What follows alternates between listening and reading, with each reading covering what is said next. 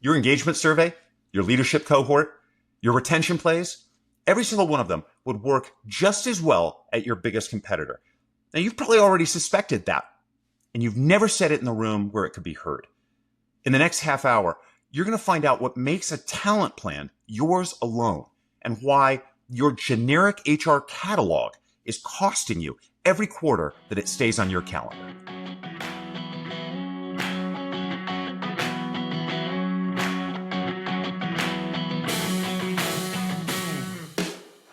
Hey there, senior leader, and welcome to the Talent Sherpa Podcast.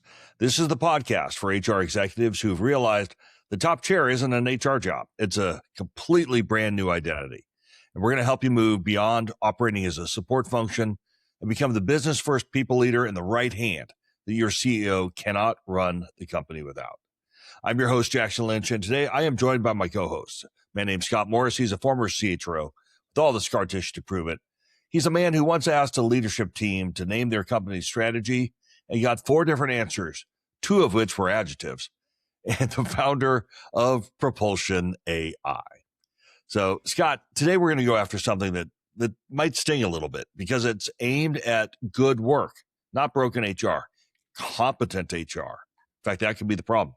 The plan that you could defend line by line in front of your CEO and your board, and it's still wrong.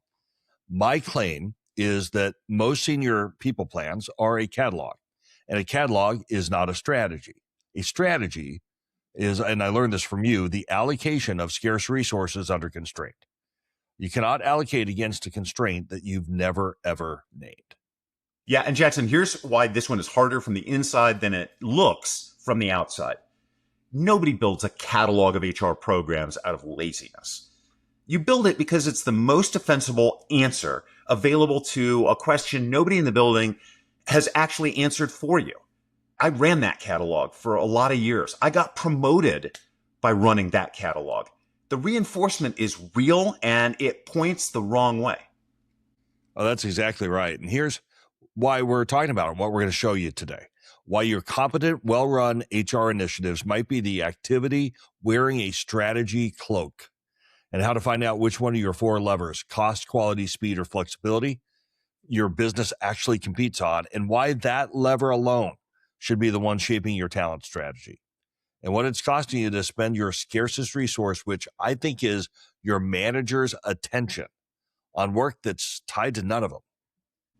Hey, Jackson, before we get going, let's do a quick shout out to our community. Brad in St. Louis, thank you so much for being a part of what we're doing here, for being a part of the community, and for staying in it. And to everyone who's tuning in, whether you're joining us from Nicosia in Cyprus, and I hope I said that right, or from my adopted hometown of Buffalo, New York, we appreciate you being here a lot.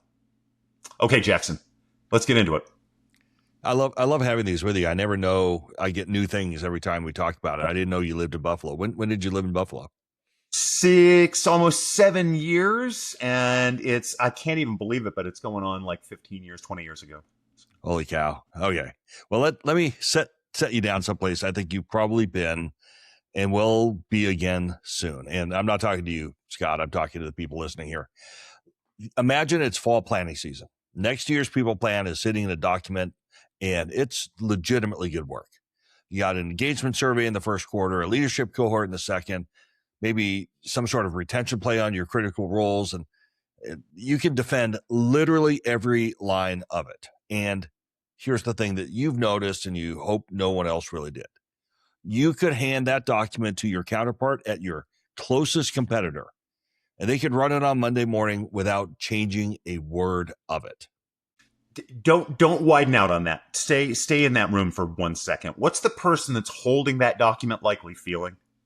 They're feeling competent and maybe even slightly hollow, though, at the same time. They know the work's good, right? We've all done this and we built it, and they know that nothing in it is a choice, even though it feels very safe and normal. A strategy, in my view, is a choice about where scarce resources go and what you give up to send them there. A catalog of HR programs is a list of things that are all probably worth doing, but that's exactly why it's not a strategy. And the enterprise conversation has moved underneath of it. So Avanta and Gartner, they surveyed more than 750 CHROs in May of this year on their enterprise priority. Innovating for competitive advantage entered the enterprise top 5 for the first time, and it took the place of employee satisfaction and engagement. So hold back. Put that one next to your plan. Your peers are reporting that enterprise agenda is about differentiation, and the catalog is probably the least differentiated thing that you have in the entire building. That is the outside view. And we said different from the inside than it is from the outside. What does it look like from inside of the HR function? Yeah, our friends at Gartner, they ran a separate survey of 220, I think, CHROs in the summer last year. 47% said that culture drives employee performance today. So let's look at the math. Less than half the people who own culture, or at least are the right hand of the CEO owning culture, believe it's currently moving performance. Less than half. That's honesty from people who can actually tell the difference between running something well and moving a number. So, Scott, let's maybe as we kind of unpack this, can we use an example company to help people see where it actually breaks? Well, let's use a contract plastic injection molder. You know the one that I'm talking about, right? 1,400 people. Why wouldn't you? That everyone knows well, a contract between you and I, we know the ones, or the one that I'm talking about. They've got 1,400 people. They specialize in both medical and automotive. They quote 16 weeks from the signing of a purchase order to a validated part. And right now, they're running about 23 weeks. Last year, they lost 2 programs to a competitor who was quoting 14 weeks. So significantly faster than what they were even targeting, let alone how they were actually performing. Now, you go look at their wall, and I've stood on the plant floor, and I've looked at this wall, 3 ISO certifications that are framed there, quality in the mission statement, quality in everything that the CEO is writing about in the town halls, except when the schedule gets tight, they are shipping past validation 11 times out of 12. And that doesn't sound like quality to me. It's not. And that's the whole point. You put your finger on it. When capital became free, that money didn't go to metrology. Metrology is about measuring parts in manufacturing. It didn't go there. It went to another shift in the tool room. So all of the things that they're talking about say quality is the number one way that we differentiate. But when it comes down to the choices that they're making, the checkbook says something else. What's the real order? Well, if I heard you right, and I was still stuck on your use of the word metrology, which I'm sure you're going to share about us in tripartite later, because it's sublime. Anyway, I think the solutions order that you're describing is speed, cost, then quality, then flexibility. Flexibility is probably last on purpose because they deliberately narrowed the 2 rosin families and gave up the ability to chase anything outside of them. That's, by the way, a real trade-off, which means that somebody in the building did make it a strategy. So unfortunately, the results never made it to the values wall, and that ultimately didn't make it over to the people plan. Well, Jetson, one quick thing I think that we should be clear with every single person listening. They didn't make it a strategy because, as you said at the top of the episode, strategy is about the allocation of resources under constraint. Nobody's allocating anything. They were promising something that felt good to them. And what do you think the people plan is around this? Well, since we both know the company we're talking about, I know what it is. Engagement, then leadership development, and then retention of critical roles. So all of those are really well run, and they're not bad. They're just not pointed at the problem that they're trying to solve, which is 23 weeks, not 16. And that's why we said at the beginning of the episode, competent HR is the one that gets in the way of strategic HR. Yeah. So let's talk about the challenges that are holding most companies in place, because this isn't limited to this manufacturing company, right? This dynamic is prevalent in a lot of companies. And I think there are 2 beliefs here, and I know you do too, that keep that HR programs catalog alive. I have held on to both of them in the past, so this isn't looking outside for criticism. It's internal for you and me, I think, a lot of the time. You got to start with the one that sounds like professionalism, right? The belief is that the program is well designed and well run and well received, and somehow it is contributing to the strategy of the company. Even if every proof point is real and participation is high and scores are good for the programs, and people tell you anecdotally how, a leadership program changed the way that they lead, right? That's a part of what's holding you in place. And here's the mechanism underneath it.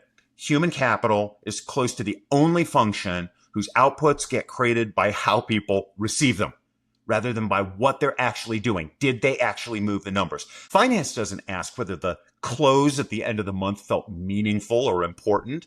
Operations doesn't survey the line for satisfaction with yield. So the delivery becomes a proxy for value, at least in HR. It's the only measure that's really available.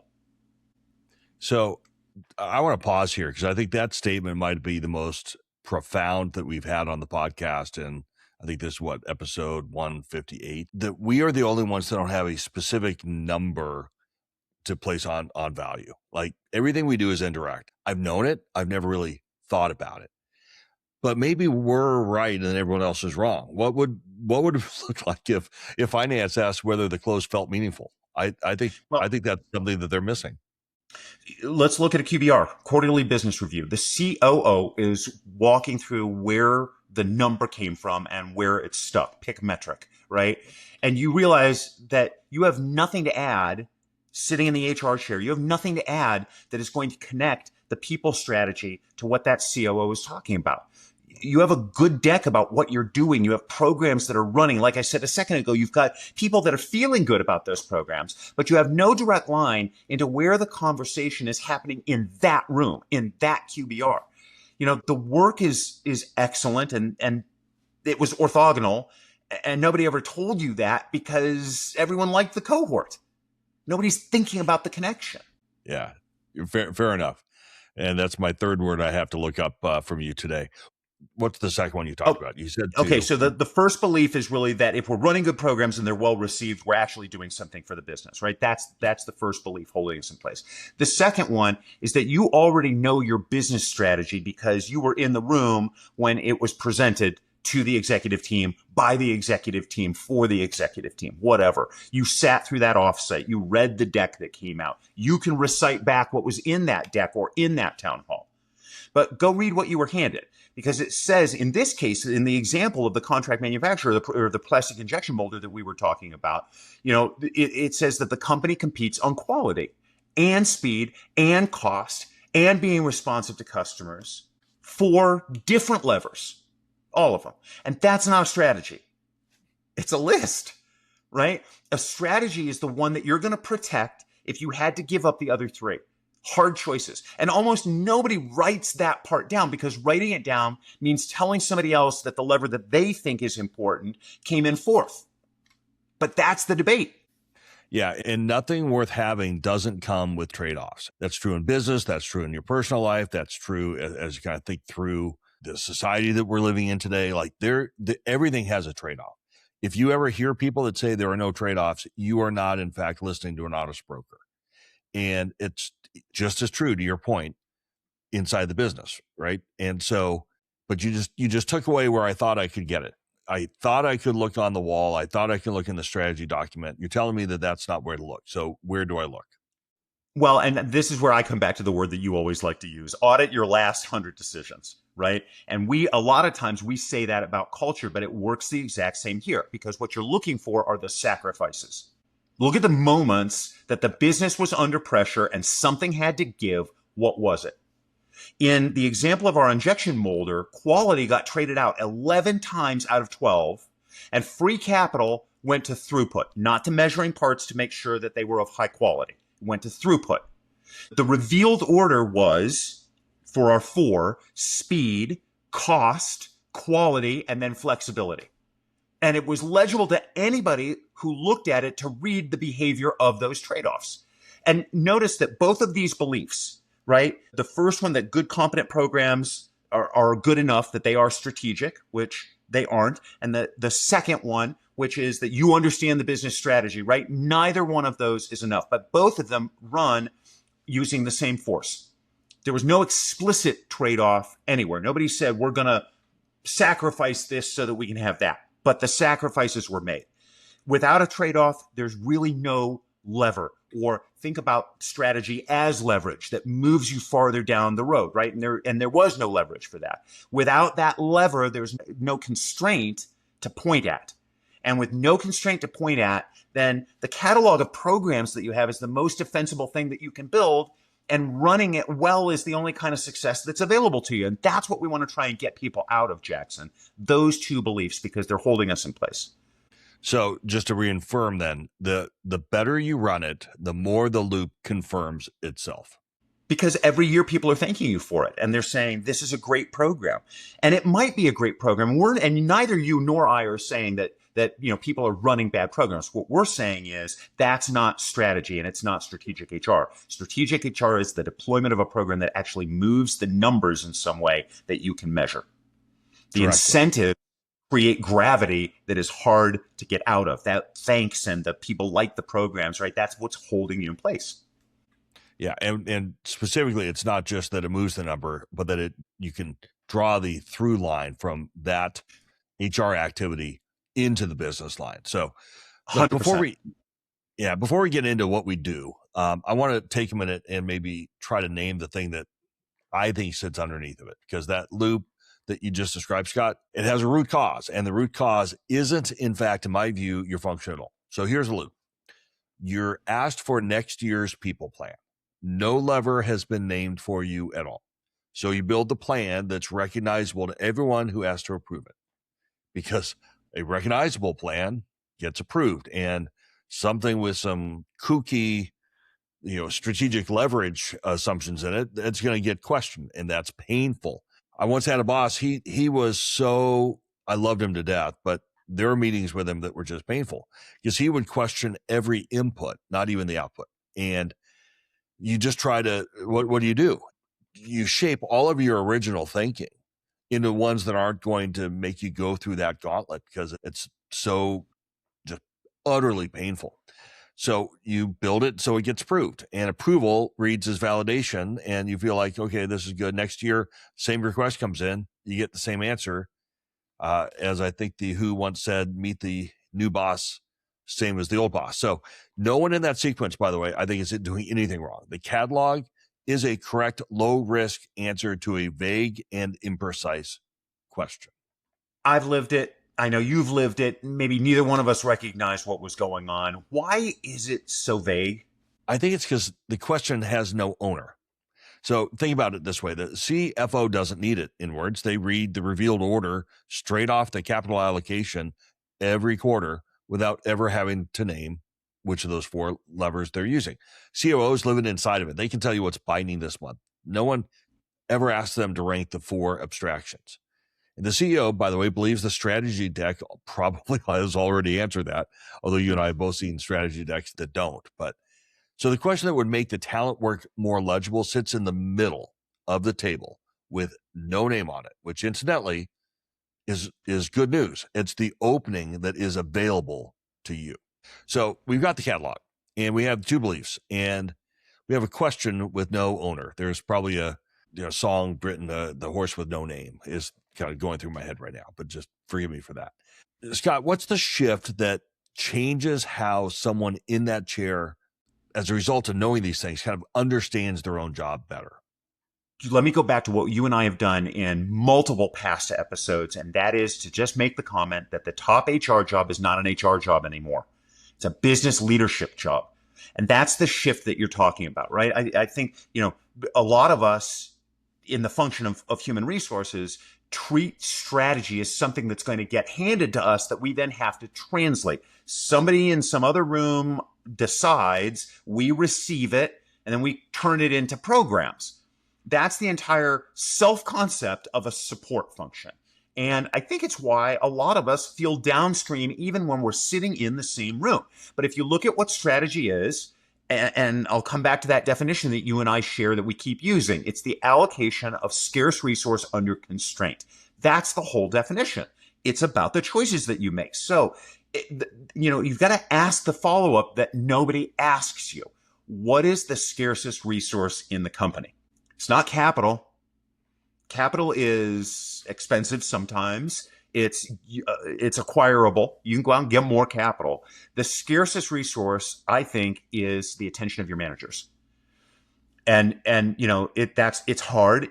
There's a fixed quantity of it. It doesn't potentially scale, and you can't just go buy more of it in a quarter, right? You already control where it goes because you are running programs that are laying claim to that management attention. So you're not downstream of the allocation decision. You've been making that every single year running the HR catalog.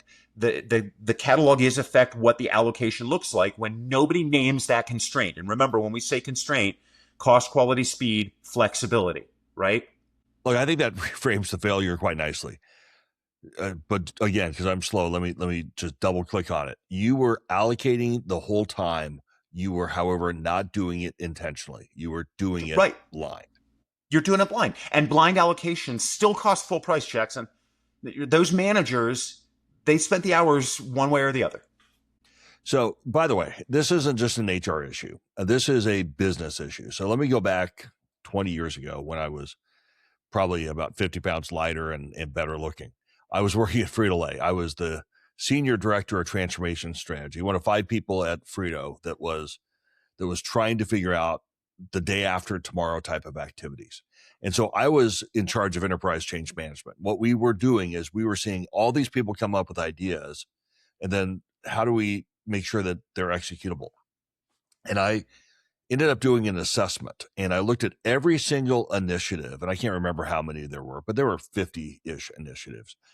And I looked at what each initiative, what are the downstream impacts of who gets touched by them, and where are the important decision nodes as you went through that? What did we find out? We found out that if it was something to do with finance, it almost always touched a frontline sales leader. If it had something to do with operations, it also almost always had something to do with a frontline sales leader. If it had something to do with sales, it invariably had something to do with, you guessed it, the frontline sales leader. If it was something in marketing and like how displays would be put into grocery stores, it had something to do with the frontline sales leader. And at least at the time, that was the area where we thought had probably the lowest bandwidth and the least ability to absorb more. So what we found is out of the 50-ish initiatives, 38 of them were going through the frontline sales leader. And the second most kind of compressed area had no more than kind of a dozen and a half, under 20. So we could not, and for anyone who's ever led through change efforts, you know that if you have someone who can have capacity for 5 things and you give them 6, the thing that fails isn't the 6th, it's all 6. And so what we had to do is step back and say, my manager attention and their ability to execute the change is in fact the pinch point in my ability to execute all of these things. We have to step back and strategically sequence what will do the best for the overall organization. Like that level of work as a business process is hard, but we have the ability as capital leaders to do it, every single time. So Scott, with that, walk me through in your experience, what allocating with sight, I don't know if that's the right way to phrase it. What does that look like? Because I know I'm probably going to say there's a solutions order, and I want to see if you get it right. Yeah, there is a solutions order, right? What do you have to start with? I'm going to try and do an example here that kind of parallels what you just described from your own personal experience. What do you start with? You start with your understanding of how the business makes money, right? What are the things that are really important? Now, in the manufacturing example that we were talking about earlier, getting product out the door fast is how they were differentiating, right? So that's the start. That's the mechanics. Then you have to think about those 4 levers: cost, quality, speed, flexibility. You have to rank them in, the order of what you're actually observing. When the business is making trade-off choices, What are they trading off? What are they holding on to? What gets sacrificed under pressure? Not what we say about it, but look at the actual decision-making processes. Then go to the very top lever, the specific thing standing between the business and that lever is a constraint. What is it? Figure that out. Then look for a metric. And ideally, you're going to want to pick a metric that one of your senior executive peers is already watching, your CFO, your COO, your head of sales. You want to find that metric because you need to decompose it. So you understand how the business makes money. You understand the rank order of the levers. You understand the constraint that's on your top lever. You found a metric against it. Now you're going to decompose that metric into its component parts. Yeah, that's the exact solutions order. So can you maybe help us ground that a little bit with a quick example on what this might look like? Let me stay with the manufacturer, right? So one of the things when I worked in manufacturing, one of the things that my CFO was watching very carefully was called ROIC, or return on invested capital, right? CFO is paying attention to that. CFO is in the CEO's ear about that particular metric. Is it up? Is it down? If we take ROIC and we break it down, then we're thinking, and I'm not going to do all of the components here, Jackson, but one of the components is conversion cost per unit, which is your labor cost plus your machine cost divided by how many parts you're actually pulling off each line per hour. And if you go one layer below that, you have what's the count of the parts that are coming off per hour, right? So we're decomposing that metric from the big one that's being watched in the financials to something that we can touch that is closer to, in this case, the factory floor. And then once you decompose the bid metric, you need to start looking for where the workforce actually attaches to that metric.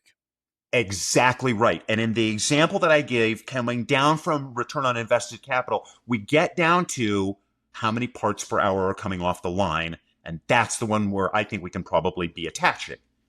Okay, so the head of HR, the HR executive, they need to be asking what related to the workforce is going to control how many parts are coming off the line every hour and what would impact performance one way or the other. So the way I look at it is I think you have a list of things to look at. I look at decision rates. I look at where handoffs are. I look at clear outcomes, places where authority and accountability don't match, which creates drag, places where a key role is filled with a subpar talent for that role, key capabilities that you need, but no one really has at standard that they need to have. Like that list can really go on and on and on.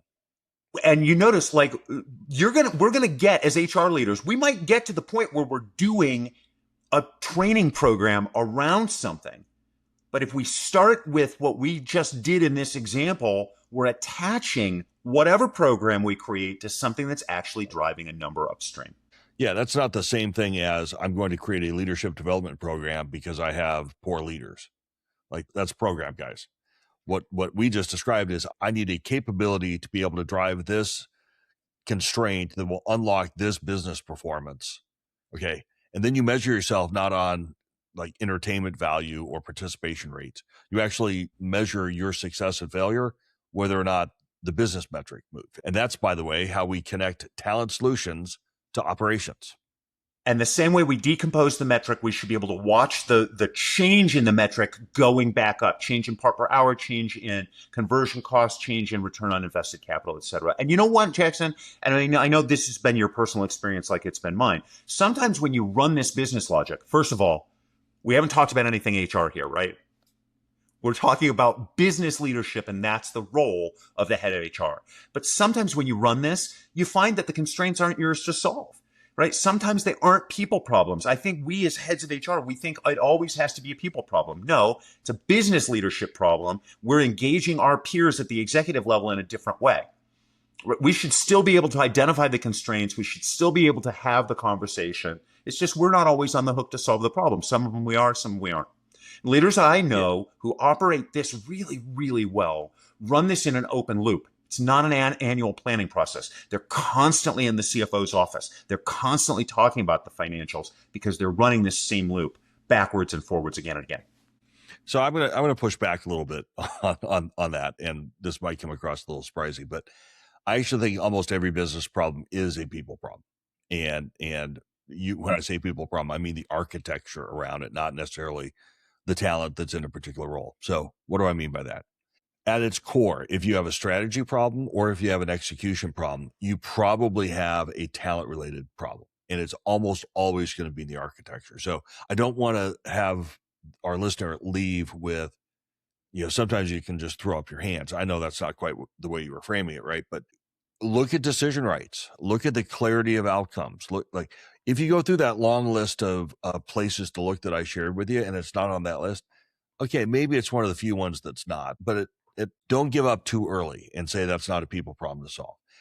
Having the wrong person in the seat that's making the decisions around, the handoffs that are necessary, like that's important decision drag, because you say, I want Jimmy to be accountable for it, and I want Susie to make the decisions, and they're not connected. Like that, in my view, is a talent problem. So thanks for listening to my mini TED talk on that. Let me though maybe put two things together, like right next to each other, and let people do what they want with them. Your CFO, when they're talking about the business, they do this very naturally. You, on the other hand, are defending programs rather than relaxing constraints, and you're sometimes measuring participation rates rather than the actual business measure, using what we've talked about earlier in the show is about so that I'm doing this so that this happens. Your CFO can tell you this company's revealed strategy in about 4 minutes just from looking at capital allocation alone. They, by the way, never talk about the word lever. Can you?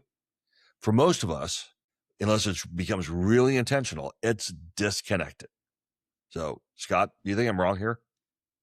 No, I think you're right here. And you used a really key word there, intentional. And that's what we're really trying to help every single person listening grab onto. If you're intentional about the way that you are reading the business, you are going to ultimately drive greater enterprise value because you're going to connect your HR programs to moving the numbers that your peers are talking about in the same way that you should be talking about them. So this is where we get to the climb, everybody. It's the playbook for the week. It's where we get really practical, and we're going to talk about 3 things that you can do this week. But before the first one, as Scott always says, I've asked our CEO which lever to compete on, and he said all 4. So I built 4 different talent strategies, and now I have 4 things that people are ignoring. Okay, not literally never. Okay, play 1. You got to build the revealed order yourself and create a frame of reference for yourself. And you can do this without asking anyone's permission. You don't have to open up the strategy deck, although understanding the difference might be helpful. But here's what I do. Just pick 3 moments in the last year, 18 months, when the business was under real pressure and something had to give, like a schedule crunch, a bad quarter, a customer escalation, something that's not going well. And then for each one of them, just write down what got protected and what got traded.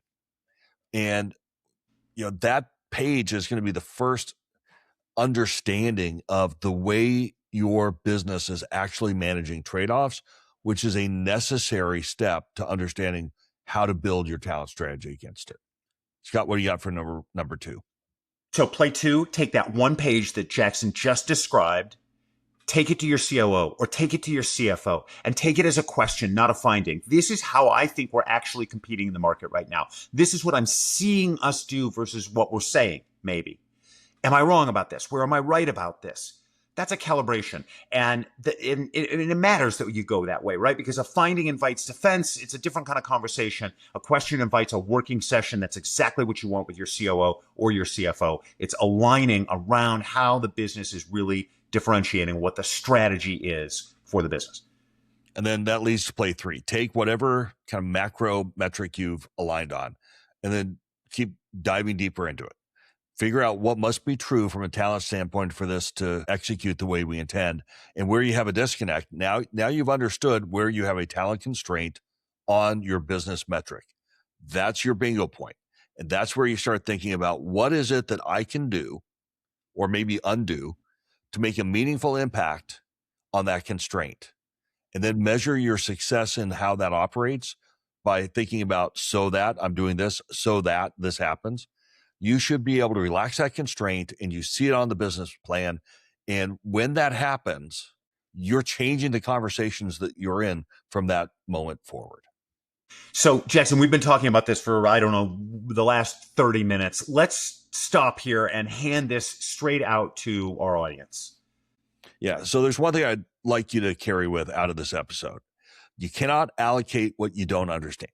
Until you can name the lever your business is really competing on, your best work is probably going to be nothing more than a well-educated guess. And the way you get through that is by understanding the metric and the solutions order so that you can then manage your talent work against those very things. And by the way, sometimes you might find that those aren't what you want to be executing on. Like now, all of a sudden, you've entered a conversation that no one else is starting, and it might be the most important thing for your business as well. Like there's no downside for this as long as you don't go into it kind of loaded for bear and say, I can't believe you guys aren't doing this right. So anyway, let me close the loops that we opened at the beginning here. We promised you 3 things at the top. Why your competent, well-run initiatives might be activity wearing strategies close. We talked about how to find which one of the 4 levers, cost, quality, speed, or flexibility, that your business is actually competing on, and why that layer should be the one shaping your talent strategy. And we talked about what it's costing you to spend your scarcest resource, which is your manager's attention, on the work tied to none of them. Yeah, and that's the whole job, Jackson. Stop operating as a support function and become the person your CEO can't run the company without. And one last thing, if something we talked about today resonated with you, let's just take 30 minutes on the phone. You tell me what's happening. I will help you find the architecture underneath all of it and help you figure out what to do next. The calendar link, by the way, is in the show notes, or you can reach out to me at mytalentsherpa.com. And that's the summit for today. And I want to say thank you for climbing with us. Until next time, keep raising the bar. Keep asking which lever you're actually competing on, and keep on climbing.